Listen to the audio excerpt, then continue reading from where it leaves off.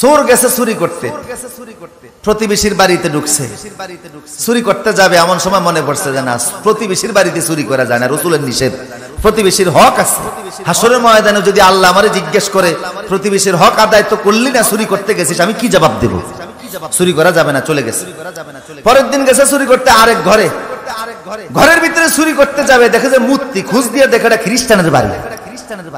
আরে যিশু খ্রিস্টের মূর্তি এই বাড়িতে, বুঝে গেল খ্রিস্টান। বিদুর্মীর ঘরে আমি মুসলমান চুরি করব, এটা হয় নাকি? বিদুর্মীর ঘরেও চুরি করলেন না। এরপরে গেছে আরেক ঘরে, যে দেখে ওই ঘরে মূর্তির সংখ্যা আরো বেশি, এটা নমস্কারের ঘর, হিন্দুদের ঘর। ভাবলেন এই ঘরে তো আরো চুরি করা যায় না, ওরা মুশরিক। এরপরে চিন্তা করলেন না না, একটু দূরে যাই। চতুর্থ রাতে দূরে চলে গেছে এক বাড়িতে, ঘরে যে ঢুকছে চুরি করবে। দোতলার ভিতরে সিন্ধুক, দোতলায় উঠে সিন্ধুকের টাকাগুলি নামে গণতেছে। গণার সময় দেখে কিছু টাকার উপরে লেখা আছে এটা হালাল টাকা, এই টাকা যাকাত দেওয়া হয়েছে। কিছু টাকার গায়ে লেখা এটা অবৈধ টাকা, এই টাকা যাকাত এখনো দেওয়া হয় নাই। চোর চিন্তা করে চুরি যখন করবো তো হারাম টাকা চুরি করে লাভ কি? হালাল টাকাই করি যেটা যাকাত দেওয়া হয়েছে। এখন যাকাত দেওয়া টাকা সে গণতেছে। আপনারা কি মনে করেন ওর গণার কারণে সময় কি স্টপ থাকবে না? সময় চলতেছে। কিছুক্ষণ পরে দিছে ফজরের আজান। চোর চিন্তা করে আরে আগে নামাজ পরে চুরি।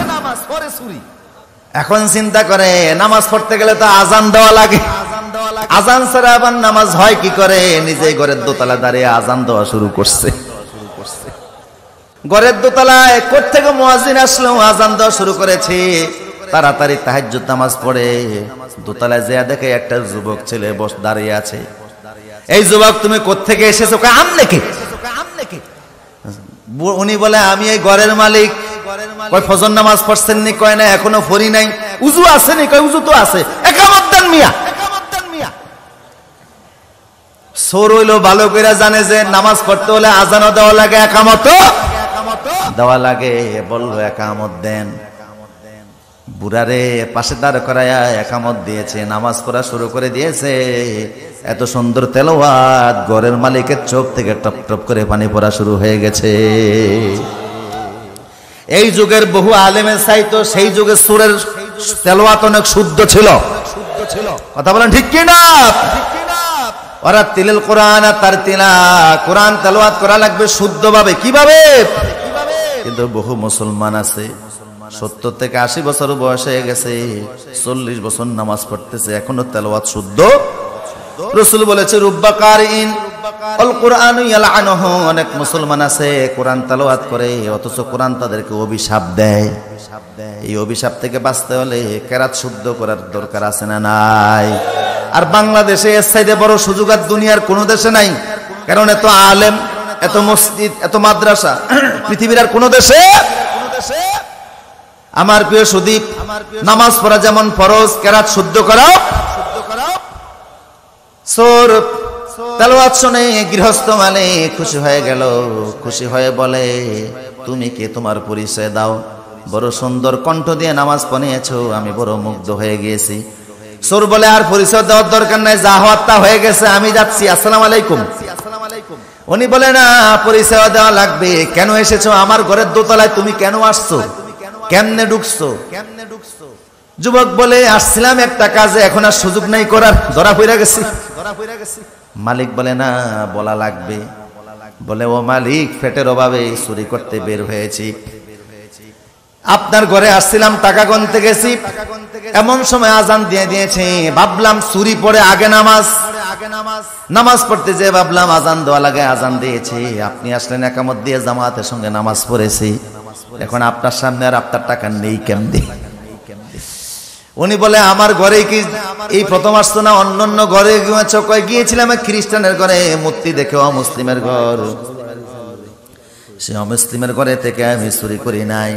এরপরে গিয়েছি আমি হিন্দুর ঘরে, অমুসলিম ইসলামের দুশ্মন, তার ঘরেও চুরি করি নাই। এরপরে গিয়েছি প্রতিবেশীর ঘরে, তার ঘরেও চুরি করি নাই। তারপরে আসছি আপনার ঘরে। এইভাবে করে আপনার ঘরে আইসাও তো নিতে পারলাম না। উনি বলে তুমি যাইতে পারবা না, তুমি এখানেই থাকো। তালা মাইরা নিজে নিচে গেছে, যুবকের ঘরে আটকে নিচে চলে গেছে। যা কই স্ত্রী রে, নিজের কন্যা বিবাহের উপযুক্ত হয়েছে, একটা মুত্তাকি ছেলে তালাশ করতেছিলাম। আমার তো সন্তান নাই, ছেলেও নাই, মেয়েও নাই, একমাত্র মেয়ে ছাড়া। বিশাল সম্পত্তির মালিক আমি। একটা মুত্তাকি ছেলের হাতে মেয়েটাকে তুলে দিতে চাইছিলাম। এখন সেই মুত্তাকিরে আমি উর্ফে তালা মাইরা তুই আইছি। বউ কয় মুত্তাকি বুঝি উর্ফে দিয়াই, ঘরের দরজা আছে না?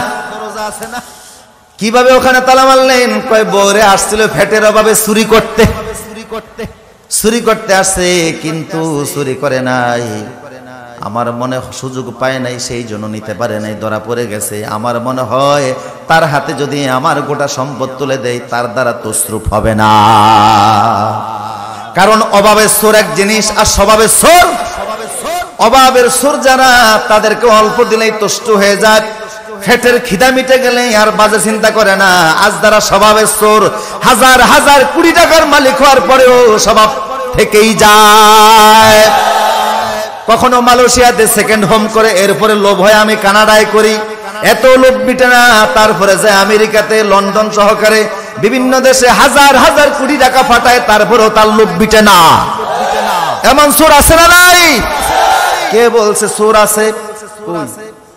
চোর থাকলে তো হাত কাটা হতো। কথা কোন ঠিক কিনা?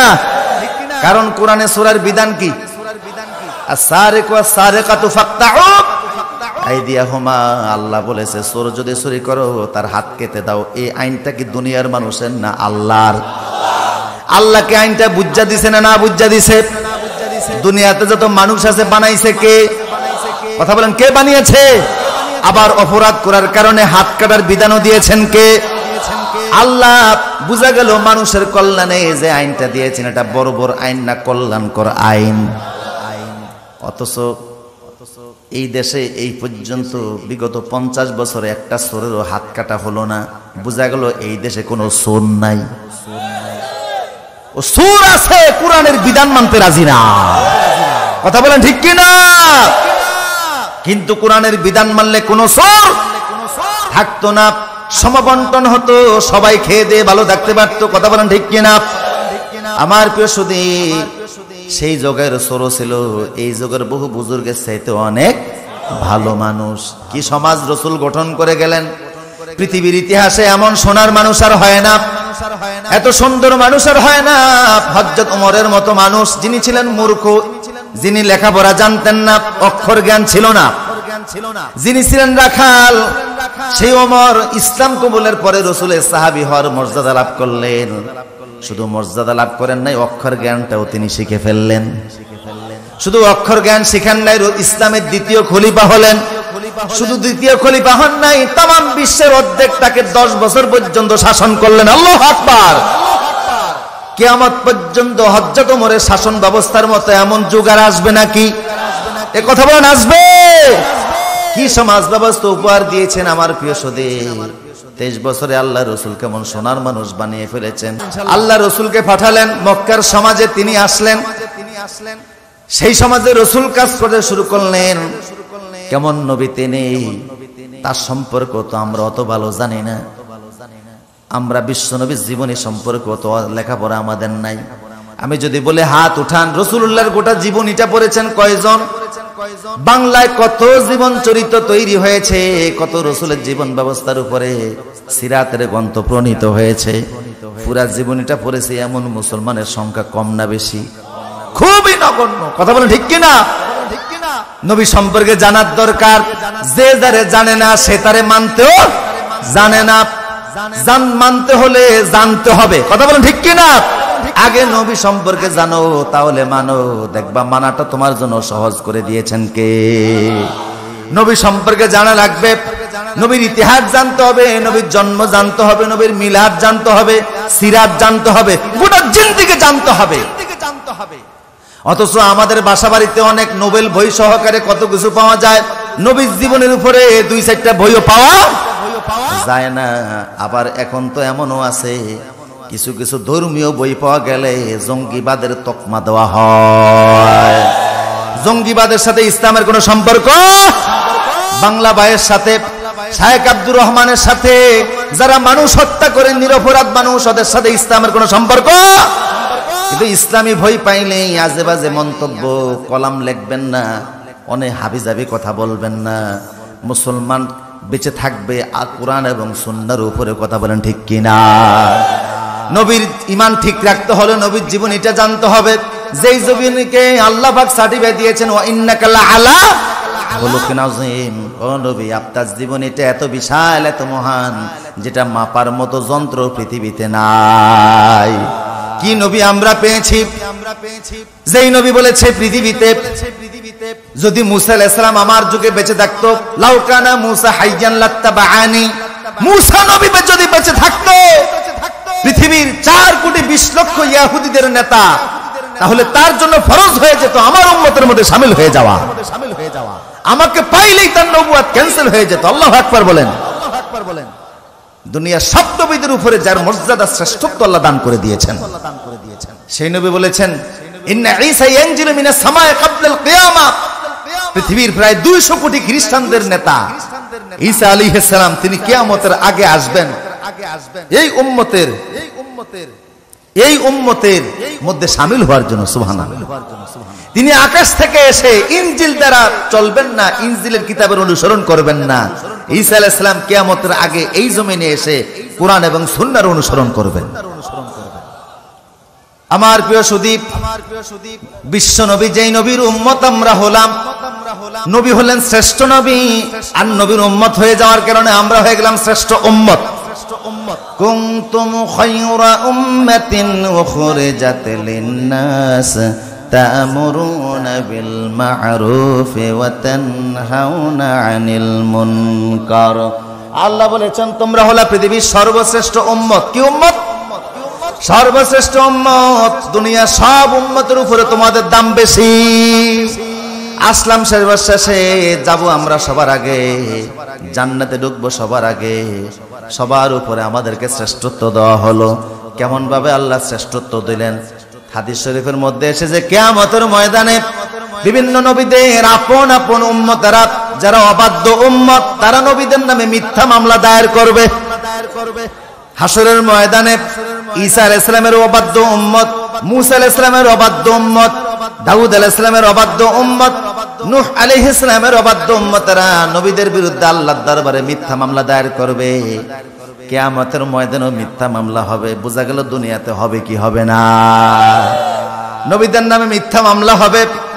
সেই মামলায় তারা বলবে আল্লাহ আপনি আজকে যে আমাদেরকে শাস্তি দিচ্ছেন, জাহান্নাম দিচ্ছেন, আযাব গজবে গ্রেফতার করতেছেন, কেন গ্রেফতার করতেছেন? এই নবীরা তো একজন আমাদেরকে দাওয়াত দেয় নাই, দিন বুঝায় নাই, পরকাল বুঝায় নাই, জান্নাত জাহান্নাম কি জিনিস আমাদেরকে বুঝায়। কথাটা তারা সত্য বলবে না মিথ্যা বলবে? মামলা দায়ের করছে কাদের বিরুদ্ধে? নবীদের বিরুদ্ধে। আল্লাহ বলবেন, আল্লাহ তো হলেন বিচারক, ওরা হলো বাদী, নবীরা হলেন বিবাদী।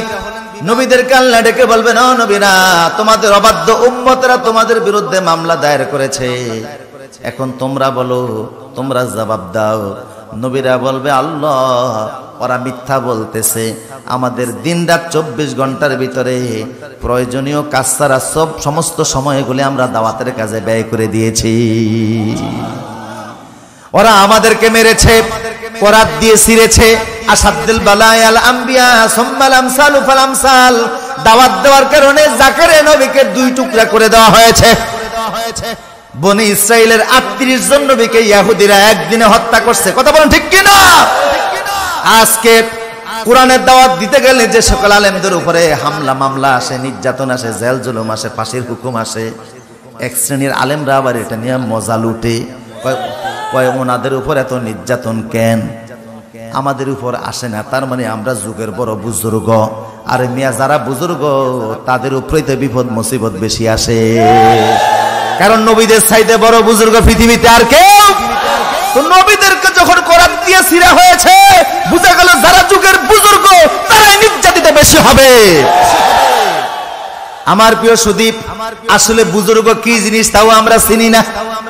আমরা মনে করি ফ্যাটের সাইজ বড় হইলেই মনে হয় অনেক বুজুর্গ। কোন নবীর ফ্যাট উঁচা ছিল? সব নবীর ফ্যাট ছিল স্লিম। সুবহানাল্লাহ বলবেন না? উম্মতের মধ্যে সর্বপ্রথম বেদাত শুরু হয়েছে ফ্যাট বইরা খাওয়া। কোন নবীরা ফ্যাট বইরা খান নাই, সাহাবায়ে কেরাম খান নাই। সর্বপ্রথম ইসলামে বেদাত চালু হয়েছে কি বইরা খাওয়া, ওদের ভর্তি হয়ে খাওয়া। এটা রাসূলের সুন্নাহ না, কথা বলেন ঠিক কি না? কিন্তু খাইতে গেলে কি আর মনে থাকে? কোমরের বেল খুললা খাই। আমার প্রিয় সুধী, কম খাবেন। আর এখন যা পরিমাণ খাইতেছি আমরা, ফার্মের মুরগির কারণে নাকি বছরে 4.5 লক্ষ মানুষ ক্যান্সারে আক্রান্ত হয়। ফার্মের মুরগি খাওয়ার কারণে খাবেনটা কি? পেঁয়াজ মোটেও খাইয়েন না, বিপদ আছে না? আমার প্রিয় ডাকি লাগে, হ্যাঁ আল্লাহ সহজ করে দেখ যেরকম আদি। আমার প্রিয় সুধী, গভীর মনোযোগ দেন। নবীদের উপরে সবচেয়ে বড় মুসিবত এসেছিল, এত বড় মুসিবত আর কারোর উপরে আসে নাই। নবীরা বলবে আল্লাহ দাওয়াত দেওয়ার কারণে তো মুসিবত আসছিল, কথা বলেন ঠিক কিনা? ওরা মিথ্যা বলতেছে, আমরা দাওয়াত দিয়েছি ঠিকঠাক মতো, আমাদের দাওয়াতে কোনো ভুল ছিল না, সব সময় আমরা দাওয়াত দিয়েছি। আল্লাহ বলবে ওরা বলতেছে দাওয়াত দাও নাই, তোমরা বলতেছে দাওয়াত দিয়েছো। এখন এটা প্রমাণ করার জন্য, সত্য মিথ্যা প্রমাণের জন্য সাক্ষীর দরকার আছে না নাই? আল্লাহ বলবেন তোমরা যে দাওয়াত দিয়েছো, তোমাদের পক্ষে সাক্ষীকে, কোন সাক্ষী আজকে কি দেখাতে পারবা? নবীরা বলবে আল্লাহ ওয়াকাযালিকা জাআলনাকুম উম্মাতাও ওয়াসাতাল লিতাকুনু শুহাদা আলান নাস ওয়া ইয়াকুনার রাসূলু আলাইকুম শাহীদা। নবীরা বলবে আল্লাহ আমাদের পক্ষে সাক্ষী আছে। কারা তোমাদের সাক্ষী? আমাদের সাক্ষী হলো উম্মতে মুহাম্মাদি, শেষ নবীর উম্মতেরা হলো আমাদের সাক্ষী। আল্লাহ তখন এই উম্মতের প্রথম শ্রেণীর যারা আলেম নেতা, তাদেরকে ডাকবেন, হযরত আবু বকর, হযরত ওমর, হযরত ওসমান, হযরত আলী রিদওয়ানুল্লাহি তাআলা আলাইহিম আজমাইন। উনাদেরকে বলবেন নবীরা কি দাওয়াত দিয়েছে, তোমরা সাক্ষী দিচ্ছ। উম্মতের প্রথম সারির যারা, তারা বলবে আল্লাহ আমরা সাক্ষ্য দিচ্ছি, সব নবীরা আপন উম্মতকে দাওয়াত দিয়েছে। সেই উম্মত গুলি দাবি করে বলবে আল্লাহ ওনারা যে আমাদেরকে দাওয়াত দিয়েছে, এই উম্মত সাক্ষী দিচ্ছে, এরা তো আমাদের যুগে ছিল, এরা তো সবার পরে আসছে, পরে আইসা এইভাবে করে তারা সাক্ষী দেয় কেমনে? না দেখা সাক্ষী এটা মানি না। আল্লাহ বলবেন তোমরা তো ওই যুগে ছিল না, না দেখে সাক্ষী দিচ্ছ কেন? আমরা বলবো আল্লাহ আমরা সেই যুগে ছিলাম না ঠিক, আমরা তো কোরআন পাইছি, আমাদের কাছে কোরআন আসছে, আর কোরআন থেকে আমরা জেনেছি সব নবীরা আপন উম্মতকে দাওয়াত দিয়েছে। তোমার কোরআন যদি সত্য হয়, আমাদের সাক্ষীটাও সত্য। আল্লাহু আকবার। তখন আল্লাহ বিশ্ব নবীকে ডাকবেন, আল্লাহর নবী এগিয়ে গিয়ে বলবেন আল্লাহ আমিও সাক্ষ্য দিচ্ছি, আমার উম্মতের সাক্ষীরা সত্য, আমার উম্মতের সাক্ষী সত্য।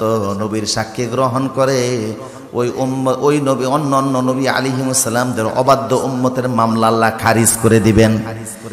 এই উম্মতের দাম তখন হাসরের ময়দানে বহু গুণে বেড়ে যাবে। আল্লাহু আকবার বলেন। এত বাড়া বাড়বে, এত বাড়া বাড়বে, এত সম্মান বাড়বে, নবীরা খুশি হয়ে যাবে যে তোমাদের সাক্ষীর কারণে আমরা উম্মতের মিথ্যা মামলা থেকে আজকে রেহাই পাওয়া গেছি।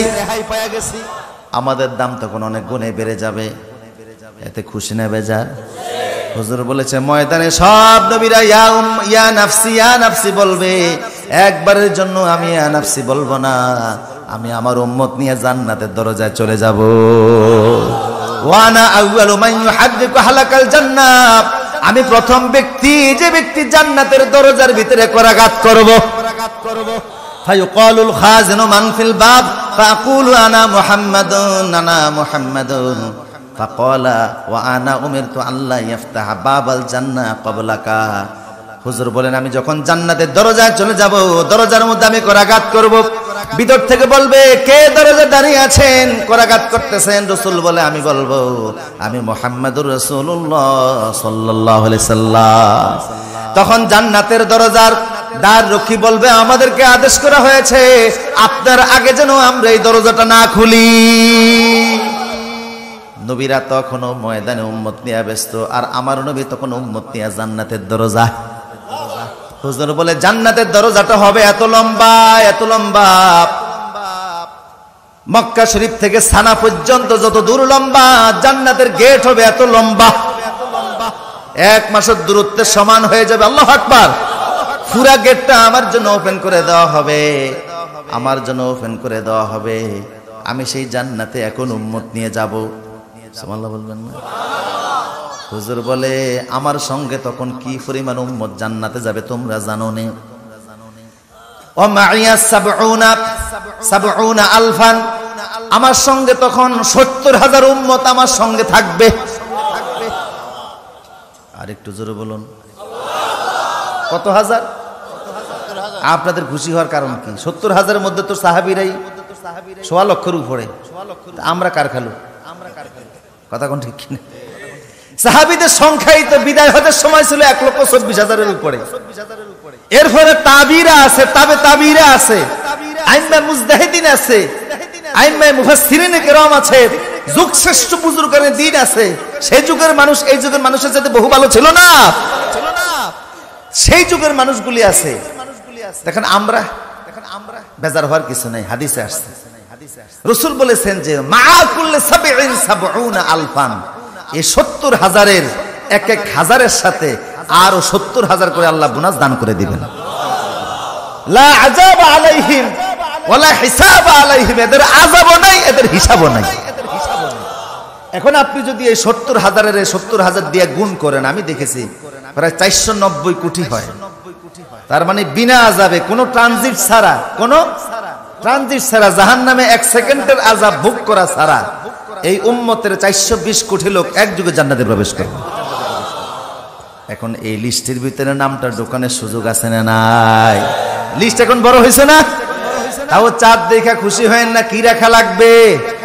কথা তো শেষ না, কথা তো আরো আছে। আপনি একটু শুনে যদি চলে যান তাহলে কিন্তু পড়ছেন, কথা সামনে আরো বাকি আছে। সংখ্যা বড় হয়ে গেছে ঠিক। এই পৃথিবীতে কি পর্যন্ত রাসূলের উম্মত এসেছে আমরা জানি না। বর্তমান পৃথিবীতে প্রায় 170 কোটি। আর কি পর্যন্ত বিগত 1,500 বছর আগে আসছে তা তো আমরা জানি না। এত উম্মত রাসূলের সঙ্গে জান্নাতে যাবে। হুজুর বলে আমি শাফায়াত করে এই ব্যবস্থাটা করব। তার কারণ হলো অন্যান্য নবীরা ইয়া নাফসি বলবে, আর আমি উম্মত নিয়ে জান্নাতের দরজায় থাকবো কেন? কেন থাকবো? হুজুর বলেছেন এর কারণ হলো লিকুল্লি নাবিয়্যিন দাওয়াতুন মুস্তাজাবাতুন ফাতাআজ্জালা কুল্লু নাবিয়্যিন ফি দাওয়াতিহি ওয়া ইন্নী ইখতাবাতু ফি দাওয়াতি শাফাআতান লি উম্মতি। উচ্চ কণ্ঠে বলেন আল্লাহু আকবার। এই পৃথিবীতে লক্ষাধিক নবী এবং রাসূল আল্লাহ পাক পাঠিয়েছেন। সব নবীদেরকে আল্লাহ পাক বলেছেন, ও নবীরা, দুনিয়ার ময়দান বড় উত্তপ্ত ময়দান, বড় কঠিন ময়দান।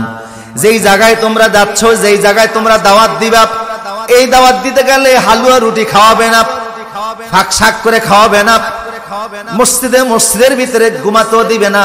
দাওয়াত দিতে গেলে মাইর আসবে। জোরে বলেন কি আসবে? এমন কোন নবী আসে নাই যে নবী দাওয়াত দিতে গেলে মাইর।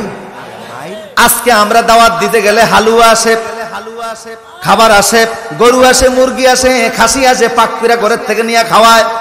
বুঝা গেল নবীরা যেই বাসায় দাওয়াত দিত সেই বাসায় আমরা দাওয়াত দেই না, বিদা মাইর আসে না। নবীদের দাওয়াতের ভাষা ছিল লা ইলাহা, কোনো আইন দাতা নাই, কোনো বিধান দাতা নাই, কোনো হুকুম দাতা নাই, কোনো রিজিক দাতা নাই। জমিন যার, আইন চলবে তার। আল্লাহু আকবার। আমি যখন এই এলাকার দিকে ঢুকতেছিলাম, এই কোরআনের বিধান কায়েমের জন্য চলেন আমরা ময়দানে যাই, সবাই রে আহ্বান করি। কোরআনের রাজ কায়েমের কথা বলতে গেলে নির্যাতন, বিপদ, মুসিবত আছে না না? নবীদেরকে আল্লাহ বললেন জমিন বড় গরম ময়দান, সেখানে কিন্তু হালুয়া রুটি, আমি রসগোল্লা, সমসম আসবে না, মাইর আসতে পারে। সেই বিপদে পড়বা তোমরা, কঠিন কঠিন বিপদে। কে বলছেন? আগেই বলে দিয়েছেন, হাদিস বুখারীতে আসছে। তোমাদের কাছে বিপদ মুসিবত আসবে, সেই বিপদে পড়ে তোমরা যদি দোয়া করো, আমি আল্লাহ ওয়াদা দিলাম একটা দোয়া আমি আল্লাহ কবুল করব। সব নবীদেরকে আল্লাহ বলে দিয়েছেন যদি কঠিন বিপদে পড়ে দোয়া করো, তাহলে কয়টা দোয়া? একটা দোয়া আমি আল্লাহ কবুল করব। রাসূল বলে এই সুযোগটা আল্লাহ আমারও দিয়েছে। দুনিয়ার সব নবীরা কঠিন কঠিন বিপদে পড়ে সেই দোয়াটা দুনিয়াতে খরচ করে ফেলেছে, কিন্তু আমি খরচ করি নাই। আল্লাহু আকবার। অথচ সব নবীর চাইতে আমার উপর নির্যাতন ছিল বেশি। কথা বলেন ঠিক কিনা? কারণ যার সম্মান যত বেশি তার উপরে নির্যাতন হলো ওটার মাত্রাটাও বেশি। ঢাকা বিশ্ববিদ্যালয়ের একজন প্রফেসরকে একবার একটা ইফতার মাহফিলে দাওয়াত দিয়ে কিছু দূর আসার পরে ওনাকে ফোন করে বলা হলো আপনার দাওয়াতটা ক্যান্সেল করা হয়েছে। উনি রাগে ক্ষোভে অভিমানে গাড়ির ভিতরে স্টক করে মারা গেছে। বুঝেন না কথা? ওনাকে দাওয়াত দেওয়া হয়েছে, কিসের দাওয়াত? ইফতারের দাওয়াত। গাড়িতে রওনা শুরু করেছে, কিছু দূর আসার পরে যখন বলা হলো যে আপনার দাওয়াতটা ক্যান্সেল, ইফতারের 10 মিনিট আগে উনি গাড়িতেই মারা গেছে। কিন্তু কত মানুষের গ্রাম অঞ্চলে আপনার ইফতারে তান কান দূরে টাইম না, বের করেন না, মরছে নি কেউ? হ্যাঁ, কথা বলেন না। অনেক সময় খানার প্লেট থেকে বাইর করে দেন না, মারা গেছে কেউ, যাওয়ার সময় তোকে বিচার আল্লাহ করুক, খাইতে দিলি না আমারে, মরে না তো, স্ট্রোক করে না, হার্ট অ্যাটাকও করে না। তার এই জন্য রাসূল বলছে আনজিলুন নাসা মানাজিলহুম, মানুষের পদমর্যাদা অনুযায়ী তাকে সম্মান দাও। কথা বলেন ঠিক কি না? এটাও ইসলামের বিউটি, এটা ইসলামের সৌন্দর্য। সবাই একরকম না, ব্যক্তির পদমর্যাদা অনুযায়ী, চেয়ারম্যান অনুযায়ী তাকে সম্মান দাও, এমপিকে এমপি অনুযায়ী সম্মান দাও, মন্ত্রীকে মন্ত্রী অনুযায়ী সম্মান দাও, আলেমকে আলেম অনুযায়ী সম্মান দাও, ইমামকে ইমাম হিসেবে সম্মান দাও, মুয়াজ্জিনকে মুয়াজ্জিন হিসেবে সম্মান দাও। কথা বলেন ঠিক কি না? আনজিলুন নাসা মানাজিলহুম, মানুষের কিমত করো তার কদর অনুযায়ী, তার পরিমাণ অনুযায়ী। সব নবীদের শ্রেষ্ঠ নবী হচ্ছেন মুহাম্মদুর রাসূলুল্লাহ। ওনার উপর যে নির্যাতন করা হয়েছে এটার মাত্রাটাও ছিল বেশি, অনেক বেশি, অনেক বেশি। মনের কষ্টে একবার রাসূল মক্কা শরীফ থেকে বের হয়ে চলে গেছে।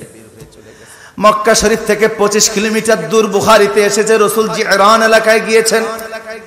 মনের কষ্টে মাত্র 435 জন মুসলিম মক্কার জমিনে রাসূলের হাতে কালেমা পড়ে মুসলমান হয়েছে। আল্লাহু আকবার। আপনারা আমার দিকে তাকান, কতজন? মক্কায় রাসূলের হাতে কালেমা পড়েছে মাত্র 435 জন, আর মদিনা থেকে এসে কালেমা পড়ছে মাত্র 200 জন। এই হলো মক্কার 13 বছরের হেদায়েত। 635 জন অমুসলিম রাসূলের হাতে কালেমা পড়ে মুসলমান হয়েছে। নির্যাতনের মাত্রা এমন একটা দিন যায় নাই যেই দিন অত্যাচার নির্যাতনের কারণে কান্নার শব্দ আসে নাই। বিশ্বনবী মনের কষ্টে মক্কা শরীফ থেকে বের হয়ে গেলেন। আপনারা আছেন আমার সাথে? যেই জায়গায় গেলেন বুখারীতে আসছে, সেই জায়গাটার নাম হলো জিরান। 2 কেরাতে পড়া যায় জিরান, জের দিয়েও পড়া যায়, জুরান ফেস দিয়েও পড়া যায়। রাসূল গেলেন জিরান এলাকায় মনের কষ্টে। কিসের কষ্টে? এটা কিন্তু হিজরত না। সাহাবা কেরাম সহকারে গেলেন। জিবরাইল যে দাঁড়িয়েছে রাসূলের সামনে, রাসূলুল্লাহ আপনি কোথায় যাচ্ছেন? রাসূল বলে এত দাওয়াত দিলাম, এত করে বুঝালাম, এত কষ্ট করলাম, এত করে খাওয়ালাম, এত করে করে কোরআনের আয়াত তেলাওয়াত করে বুঝাইলাম, আমার মাথার উপর ওঠেন নারী ভরে চাপিয়ে দিল, আমারে হত্যার ষড়যন্ত্র করলো, 3 বছর আমার জেলখানায় রাখলো, সে আবি তালেবের ভিতরে তায়েফে আমার রক্ত জড়ালো, মনের কষ্টে এখানে এসেছি। জিবরাইল বলে ইয়া রাসূলুল্লাহ এই পর্যন্ত যে আসলেন আল্লাহর কাছ থেকে অনুমতি নিছেননি? অনুমতি না নিয়ে যদি এখানে যান, আল্লাহ যদি ইউনূস নবীর মতো অবস্থা ঘটাইয়া দেয়। ইউনূস আলাইহিস সালাম আল্লাহর কাছ থেকে অনুমতি না নিয়ে গ্রাম ছেড়ে নদীটা পার হতে গিয়েছিল। আল্লাহ নদী পার হতে দেন না, এই মাছের পেটে ঢুকিয়ে দিয়েছেন। আপনি যে যাচ্ছেন অনুমতি তো নেন না ইয়া রাসূলুল্লাহ, আল্লাহর নির্দেশ হলো আর সামনে যাওয়া যাবে না, তাড়াতাড়ি মক্কার দিকে ইউ টার্ন করেন। আল্লাহু আকবার। তাড়াতাড়ি মক্কায় চলে আসেন। আল্লাহ রাসূল বললেন সাহাবীরা রে আর সামনে যাওয়া যাবে না। জিবরাইল বলতেছে নির্যাতন অত্যাচার যতই করুক আল্লাহর হুকুম ছাড়া মক্কা নগরী ছাড়া যাবে না। চলো আবার আমরা মক্কায় ফিরে যাব। কোথায় ফিরে যাব? চলো আমরা মক্কায় ফিরে যাব। সাহাবা কেরাম তোমরা রেডি হও, তবে মক্কায় যে আমরা যাব সবাই ইহরামের কাপড় পরো। সাদা কাপড় আছে নাকি? একটা কাপড় পরিধান করো আর একটা কাপড় গায়ে দাও, 2টি কাপড় তোমরা পরো। সাহাবা কেরাম কাপড় পরিধান করতেছে, এমন সময় রাসূল দেখে একজন মহিলা আসতেছে। একজন সাহাবীকে বলেন আমার পাগড়িটা নিয়ে আসো।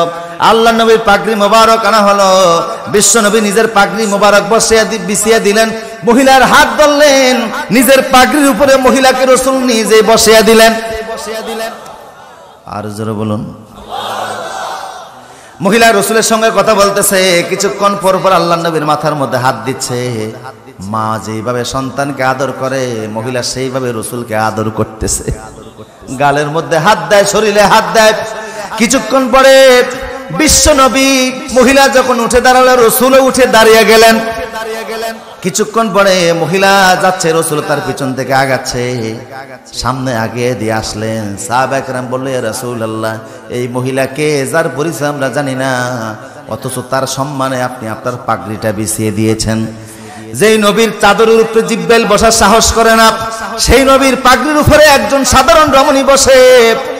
সেই বিশ্ব নবী গালের ভিতরে হাত দিয়ে রমণী দোয়া করে, মাথায় হাত দিয়ে দোয়া করে। মহিলাটাকে রাসূল বলে, আমি আমার মায়ের দুধ পান তেমন নসিবে হয় নাই, যে মায়ের দুধ পান করে করে আমি বড় হয়েছি উনি হলো আমার দুধ মা হযরতে হালিমাতুস সাদিয়া। আমি আমার দুধ মাকে সম্মান করলাম, ইজ্জত দিলাম, পাগড়ির উপরে বসানোর সুযোগ করে দিলাম, কিছু হাদিয়াও দিলাম। যদি দুধ মাতার এতটা সম্মান ইসলামে থাকে, আপন মার সম্মান আরো কম না বেশি?